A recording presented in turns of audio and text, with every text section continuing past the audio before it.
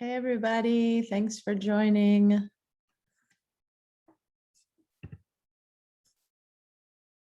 Just letting people in. Matthew will be here shortly. Here he is.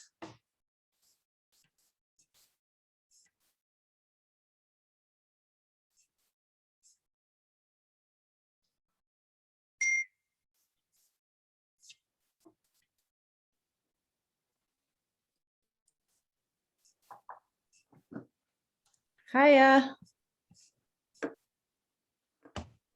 G'day, how you going? Hey. Deuces. You know what? Maybe I'll switch the. Let's see if I can fix the light.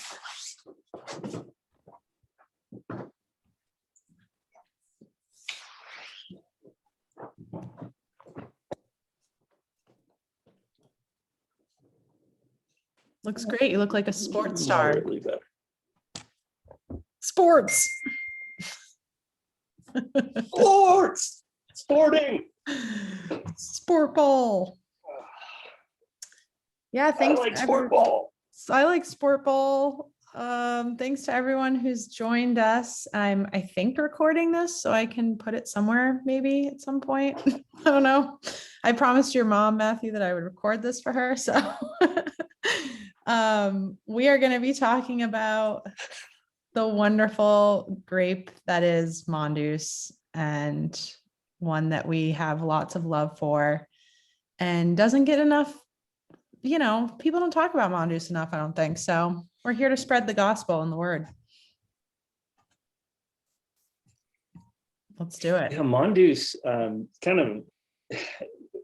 it's kind of a fascinating. It's been fascinating for me to learn about Mondeuse and its history in California.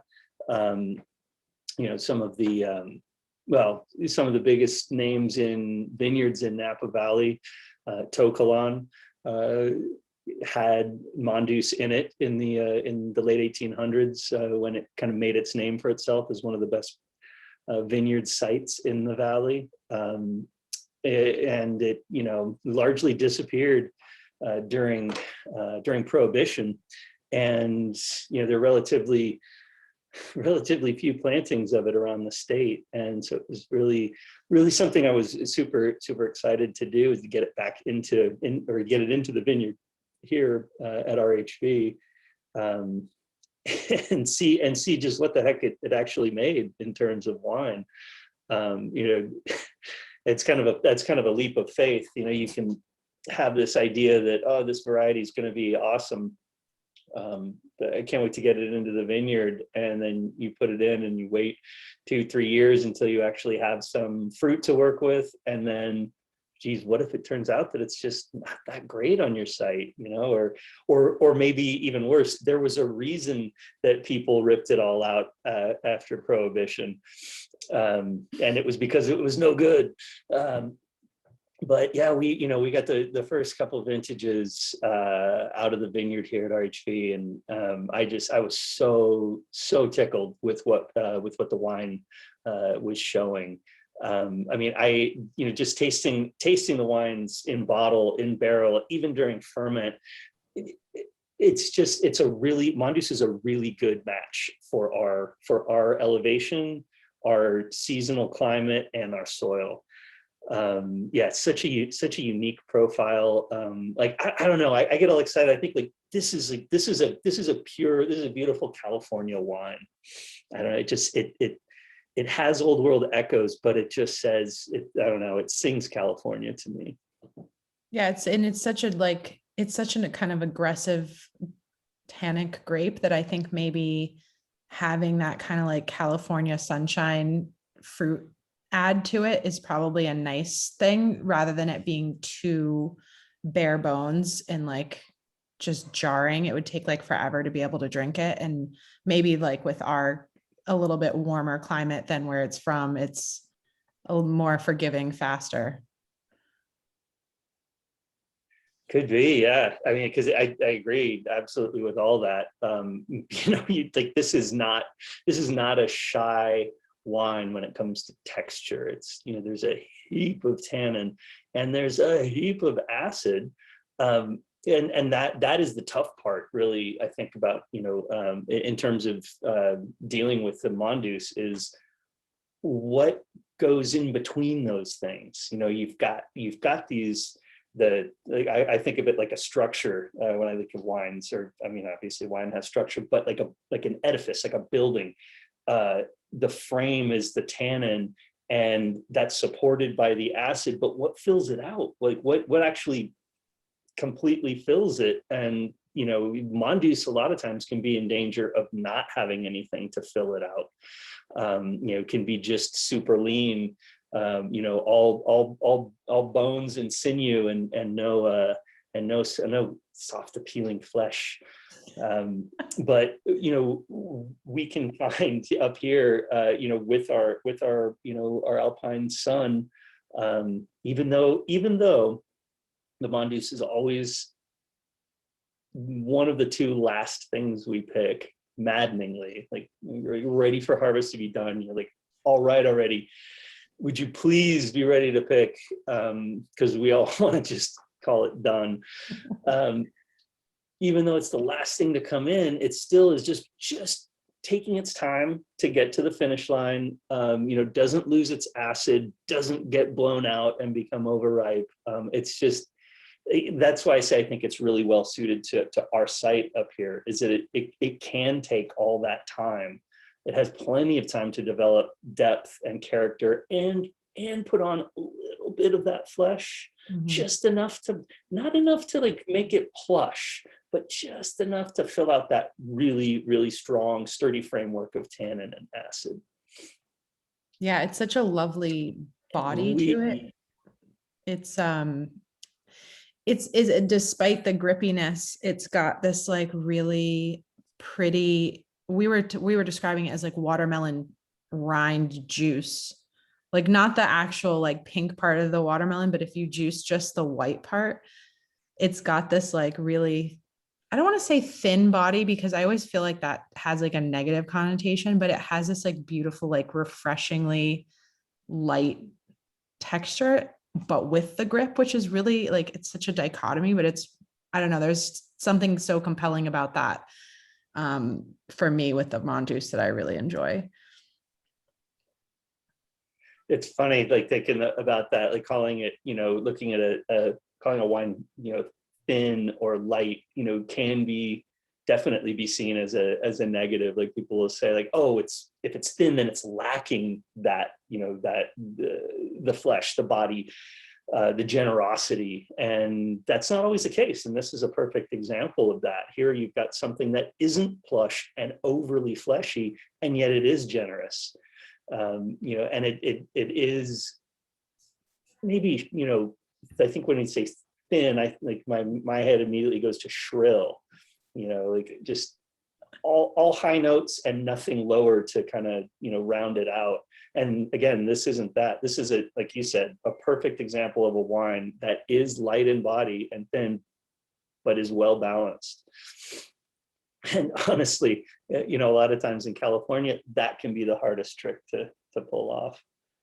Make a light bodied wine that's actually in balance, that has its own, good natural acid, and yet is right. Totally.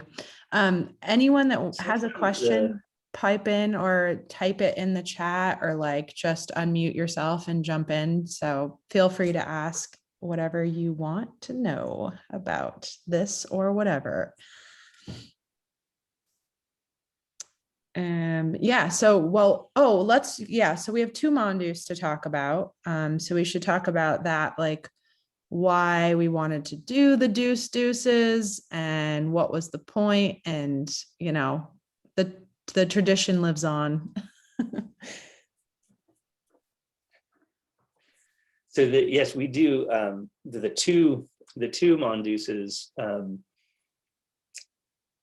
we've done a a sulfured and unsulfured version of our Barbera going back to 2010. It's just been sort of a fun exercise. Well, both an exercise for us to continue to come to better understand the effects of sulfur on wine, why you might choose to use it or choose not to. And we've done it with Barbera across all this time because Barbera has beautiful natural acidity. And so natural acidity being and a low pH being a great way to for a wine to avoid having microbial problems. The higher the pH, it doesn't guarantee microbial problems, but the wine can be more susceptible to them. So our Barbera has a very low pH and high acid. So that was a logical choice if we were going to do some, examples every year of a sulfured and a non-sulfured version. With a few years of working with the Mondeuse, it showed that it had a similar profile, not as low of a pH, nor as high of a TA as the Barbera, but way more tannin, which led me to think that it might be a good candidate for doing a comparative sulfured unsulfured version. So really it's just sort of like curiosity. We want to see how they turn out. There can be a lot of discussion, a lot of talk, a lot of differing viewpoints on the use of sulfur in wine. And some people feel very strongly that it shouldn't be used, and some people feel very strongly that it should, and some people don't worry so much about it and just enjoy the wine. I love to think that I was in that latter category, although I do end up sort of obsessing over sulfur use. I mean, that's kind of my job, thinking about the wine that we're making. But I wanted to see, and it's the same with the Sea Ghost and the Ghost Zero. That's the Sea Ghost has the sulfur. Ghost Zero is the exact same ferment, the same wine. It just didn't receive any sulfur. It's just continued, sort of self-education for us to be able to see, oh, cool. So if you don't add sulfur to a wine and then age it for, 6 months, 8 months, 10 months in barrel, and then bottle it. And then the bottles, we've got, like I said, we've been going back to 2010 with the Barbera. You can see how unsulfured wines age and how sulfured wines age. Compare the two and kind of see what you think, about that. It's funny tasting them together. Danielle and I will, it's not always guaranteed that we're going to like one or the other. I think we definitely have our preference. Like in general, we tend to like one over the other, but then sometimes you taste them and you're like, wow, nope, that one that I normally don't prefer is actually showing better right now. So yeah, again, it's kind of another reminder that wine is that wine is a dynamic thing. It's organic, it grows, it changes even after you bottle it. So there are no hard and fast rules when it comes to wine, which can be a little maddening, but there it is. Yeah, I usually tend to enjoy the sulfured versions of the side-by-sides more, just because I feel like they're less angular and more complexities coming through. But I have to say I think I actually prefer the Ghost Zero to the Sea Ghost if I had to choose between the two. And I think I was hearing you say that it was kind of like a time machine to what with the Sea Ghost would be years down the road, is kind of what the Ghost Zero is showing now, right? Is that kind of how you were thinking about it? That's a good way to kind of put it into a kind of a simple explanation. Yep. Because I'll tell you why that way of thinking about it works, and then one kind of little gap in terms of why it's not exactly right. But that is how I characterize it. The way that it works is that sulfur, in addition to being an antimicrobial, is an antioxidant. So it slows down the rate at which oxygen comes, or the oxygen that comes into the cork or is present in the wine at bottling is dissolved oxygen. Sulfur slows down the rate at which that oxygen interacts with all of the oxidizable elements that are inside that wine bottle or barrel, if it's still in the barrel. And some of the things that are oxidizable that we are most concerned with as wine consumers, as people who are trying to get a wine into our glass that we really like to drink, are the flavor components, the flavor compounds, the aromatic compounds, and the tannins. Those three things will oxidize over time, and those have a big, the rate of oxidization and how much each of them has oxidized has a huge impact on what we smell and taste in the glass. And so putting sulfur into a wine, in addition to protecting it from microbial spoilage, will also slow down the rate at which that wine ages in terms of oxidization. So a wine that doesn't have any sulfur, like the Ghost Zero, might be a, like she was just saying, I say a time machine, a way to see what the sea ghost will look like at some point down the road after it's had a chance to oxidize a little bit, because the Ghost Zero is interacting with the oxygen completely unrestrictedly, well, aside from the cork, restricting the amount of oxygen that gets in and out. So that's how it is, that's how it is kind of a correct way of thinking. Because over time, oxygen will get through that cork and will interact with the aromatic molecules and the flavor molecules and the tannin, and start to, so the sea ghost will start to drift toward what the Ghost Zero is now. And the way in which it doesn't work, the way in which it's kind of an oversimplification, is that as soon as you bottle those two wines, the Ghost Zero is in a particular, or they're both in the same state at the moment you bottle them, but the Ghost Zero is already interacting unrestrictedly with the oxygen. So it's going to develop on this trajectory, and the Sea Ghost is going to develop on a totally different one because it's not interacting with the oxygen because of the sulfur. And so maybe it goes to here, and then the sulfur gets down to zero, and then it starts going. So those elements, you know, they're going to follow parallel paths, but maybe not exactly the same. So like putting that sulfur in has a huge, just kind of turns things. Like wine is like that. Like it's so impossible to get things down to like a one variable experiment. You've got, you know, differences in vintage, differences in storage vessels, differences in even bottles of wine over time. You're like, well, I had one from this producer and it was great, in the same vintage I had in a different city, and it was different. And you know, it's maddening, but it's also one of the most enjoyable things about wine. So sorry, rambling a little bit. Yes, unsulfured wine of the unsulfured Ghost Zero is a sort of a look at where the Sea Ghost is headed.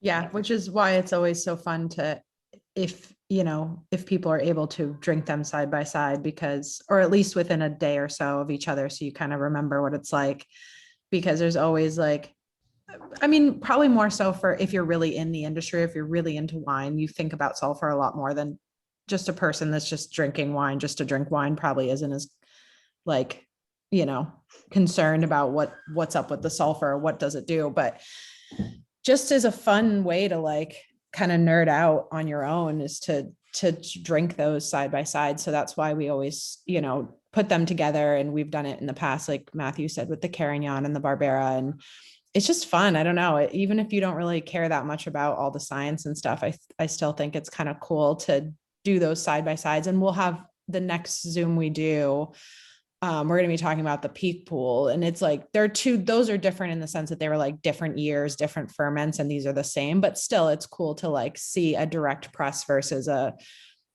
skin fermented. And then of course there's like the Souval, and we'll get into that, but like, I don't know, for me, it's just like a really fun thing to think about and to nerd out on. Is just like same wine, but different. Like, why is it different? What's it doing? And when you have no variables other than sulfur, it's an extra added kind of like cool thing.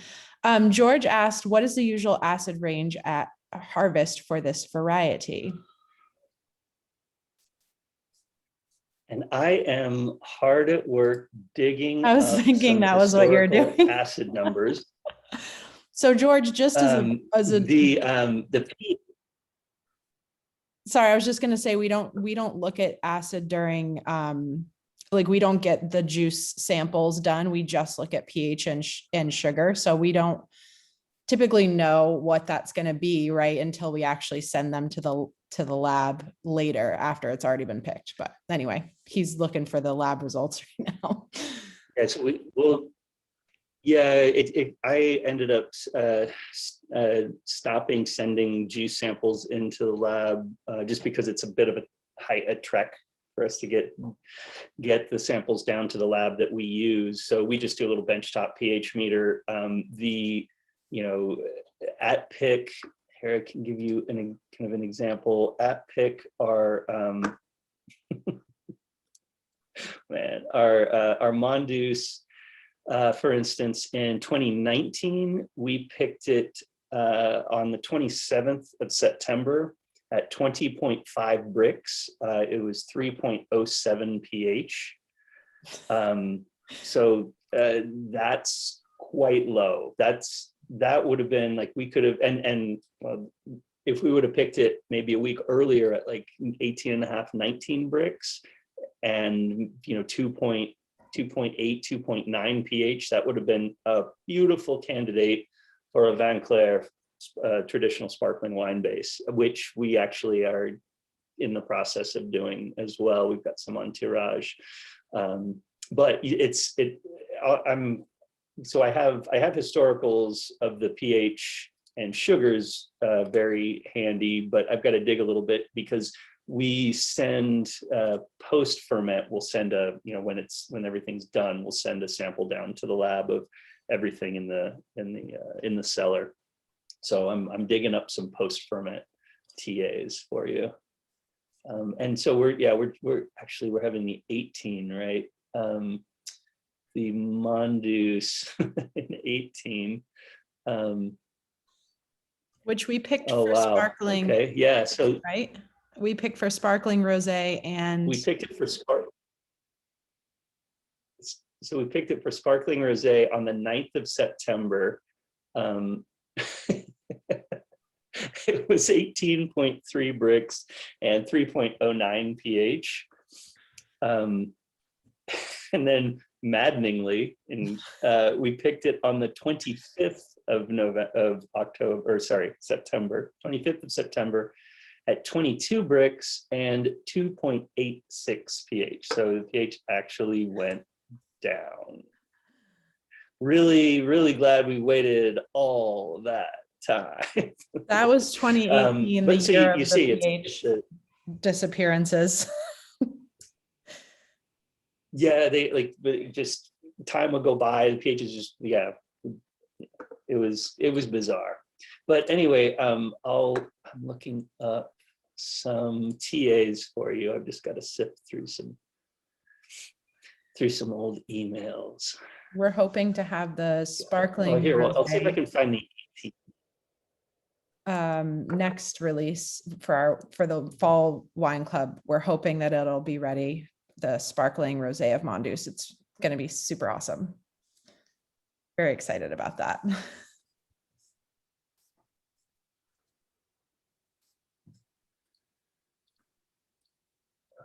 Yeah. The TA hunt. If anyone has any other questions or anything, just pop in the chat or just unmute yourself, whatever you want to do. Happy to answer any questions about the Mondeuse or whatever else. All right, so I've got a final on the 18. And this is actually very interesting and speaks to why we do some of the things we do in the cellar with the fruit. So in 18, that Mondeuse that we sampled at 22 bricks and 2.89 pH at the end of September and picked right then. We fermented it on, we include the stems in the ferment, which on the surface might be a little counterintuitive because you're already dealing with a massively tannic grape. And you think, oh, okay, well, the stems are going to add some tannin. You know, why would you do that to a grape that already has a heap of tannin? Yes, that's maybe not exactly what we would hope for, what we look for in using the stems. But what the stems also do is the stems have potassium in them, and that potassium will get out into the wine while the fermentation is going on, and that potassium moves the pH up a little bit. And in 2018, at pick, it was 2.89 pH, and the Mondeuse post ferment, when it was dry, it was 3.42. So that's a decent shift, a quite significant shift. And that moved it from like unpalatably, and I'll say it, shrill and thin at 2.8 to like right in the heart of what, you know, classically red wine pH is figured to be. 3.4 to 3.6 is considered kind of typical.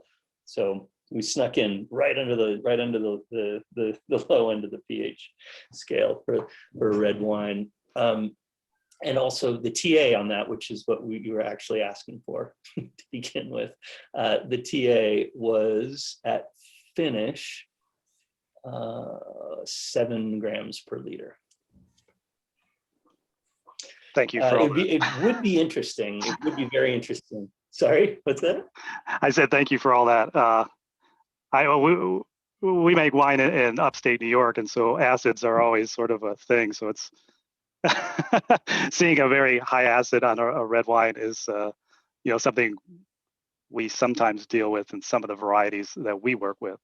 And so it's interesting to see this high acidic wine coming out of California. So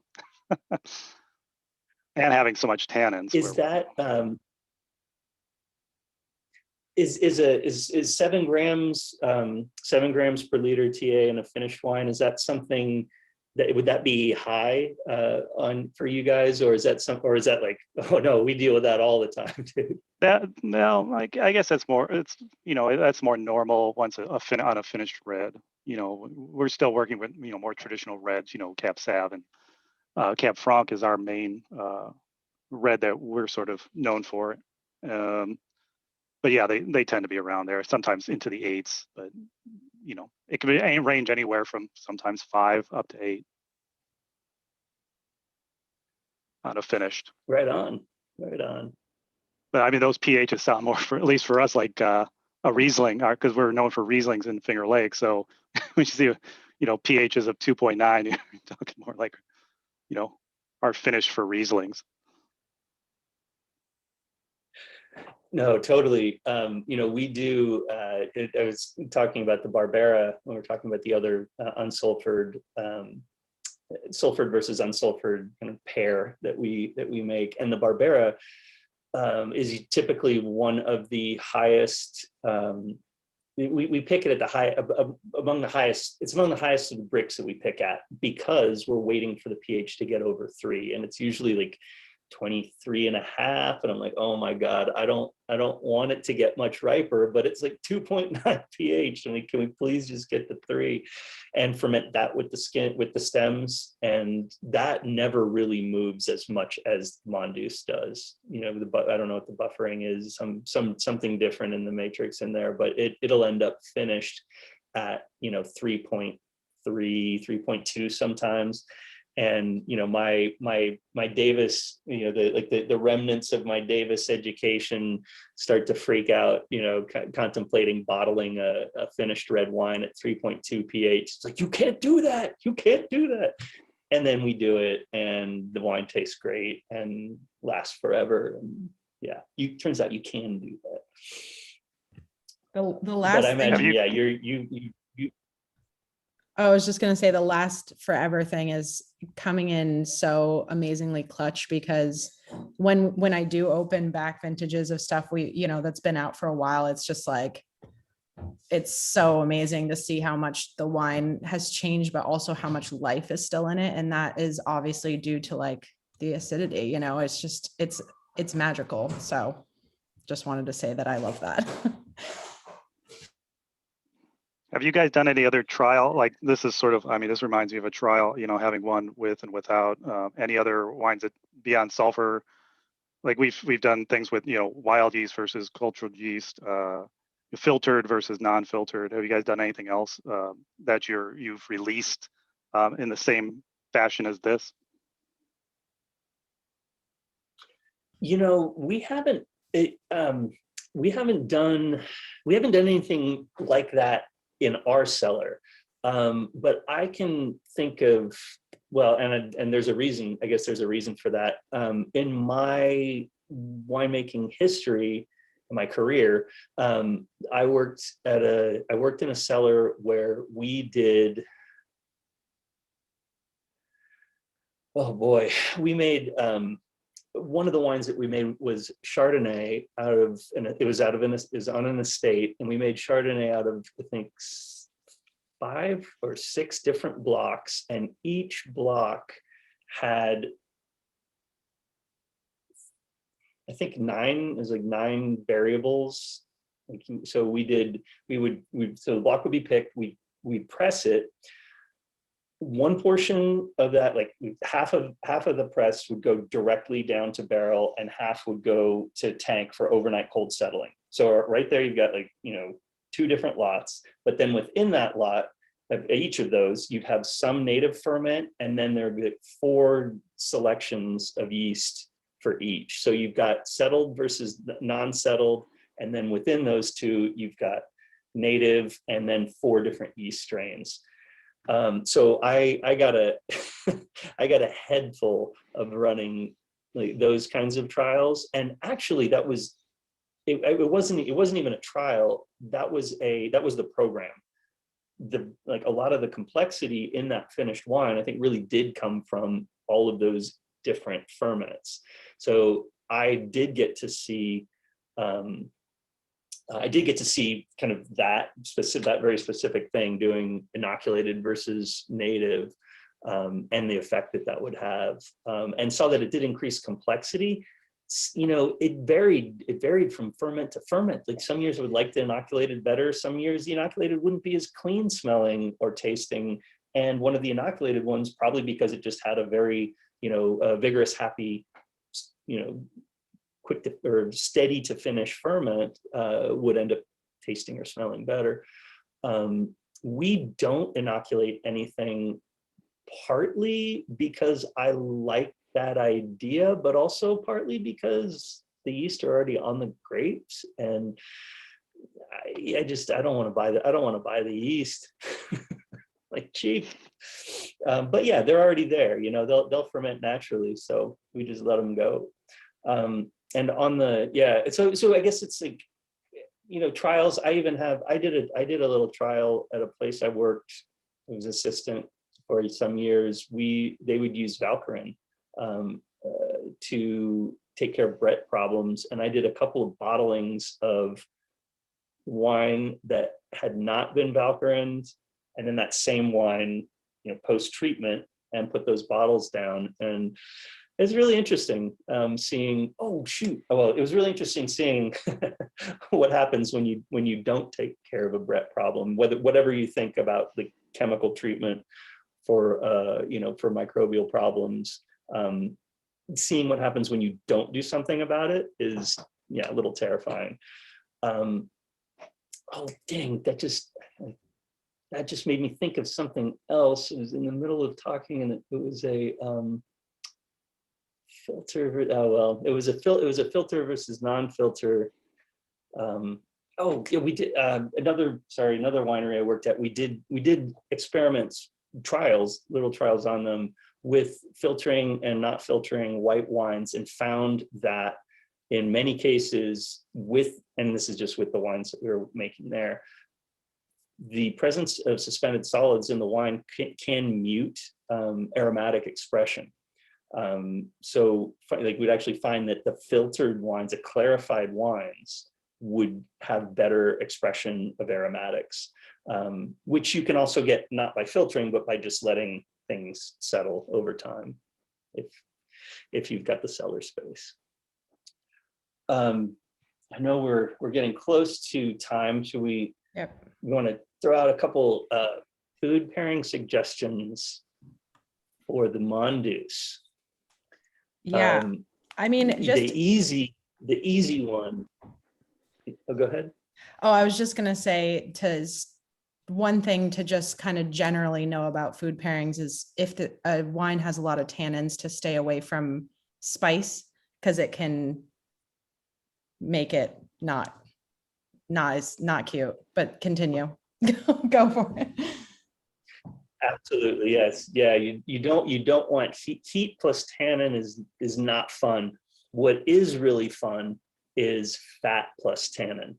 A good rich cut of a fatty cut of steak, bone marrow,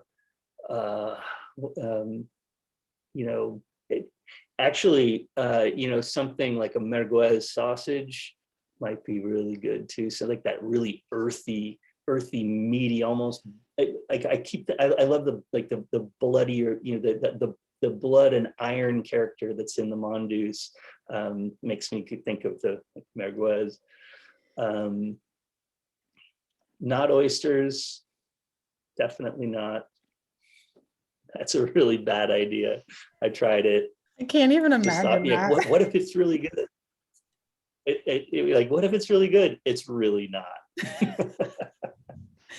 I also had a weird dessert pairing at an event someone did, and all the courses were amazing with all our wines and the food. And then there's like, I want to say it was a chocolate dessert dish with the Mondeuse, and it was just not it. It was like it was cherry and something. And I was so excited because I love when people pair dry wines with desserts. And I was like so stoked. And then it was just like, but you never know until you try, that's the thing. Could have been great. And that is sort of a classic thing, and it can be useful doing chocolate with red wine if you have the right kind of chocolate.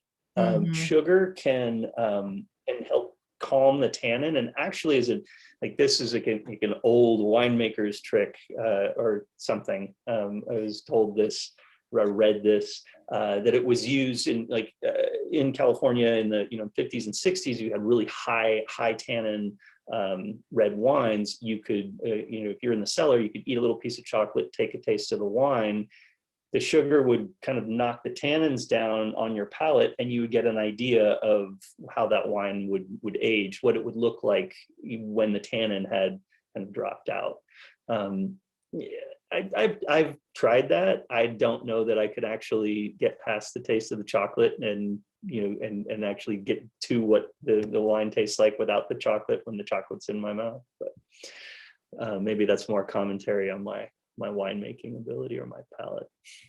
But yeah, I don't this wine and chocolate for me neither, not so much. Yeah.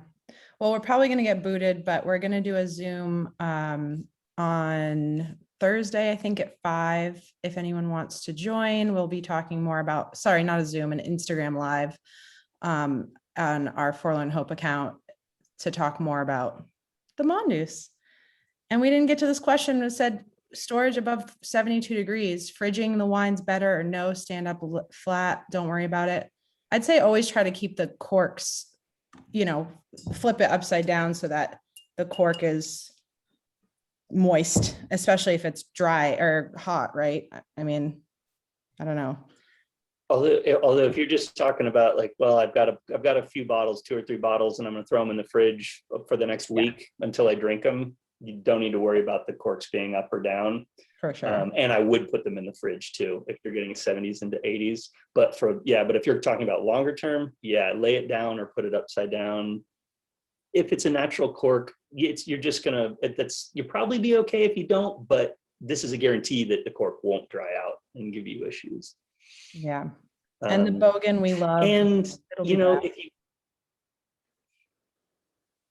Sorry, they asked about the bogan too, and I said it'll